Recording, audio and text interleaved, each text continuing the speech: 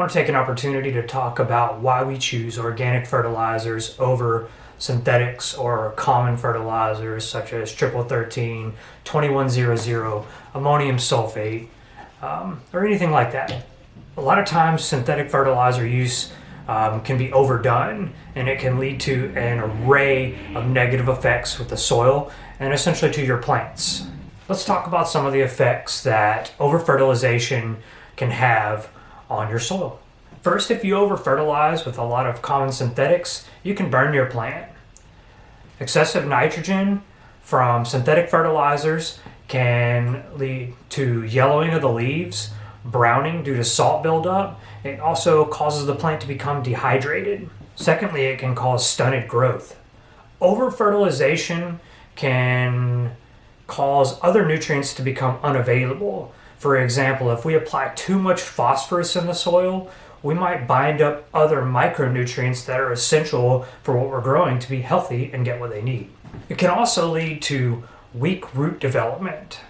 If we put too much fertilizer, especially high nitrogen, it can cause excessive top growth and in turn weaken the root system. The plant is focusing too much on growing too fast up here and then leaving those lower root system to be weak that can't support the top, and then in turn your plant can die or really just struggle. Over-fertilized or imbalanced fertilized plants can also lead to pest and disease issues.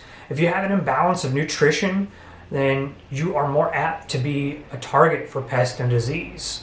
Whereas if you have a well-balanced diet and your plant is getting the right amount of nutrients, both macro and micro, so your minerals, when I say micronutrients, then oftentimes it can fend off certain diseases and pests to an extent. Lastly, it can cause environmental damage. If we're excessively putting out a synthetic fertilizer, we can get salt buildup and we can get groundwater runoff, and that can lead to oxygen depletion, algae blooms.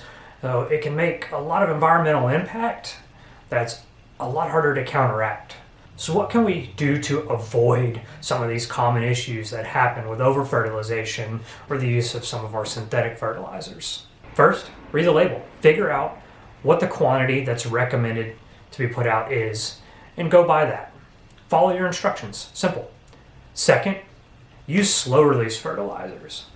Slow-release fertilizers provide a longer, slower release of nutrients into the soil, allowing for a consistent buffet, essentially, of micronutrients and macronutrients for your plants to be able to get from the soil.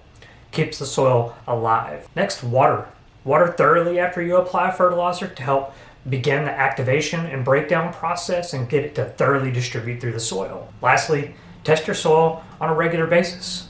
Know what you're lacking and what you might have excessive of so that you can cater your fertilization and amendment program to provide yourself with the healthiest soil and in turn making the healthiest plants.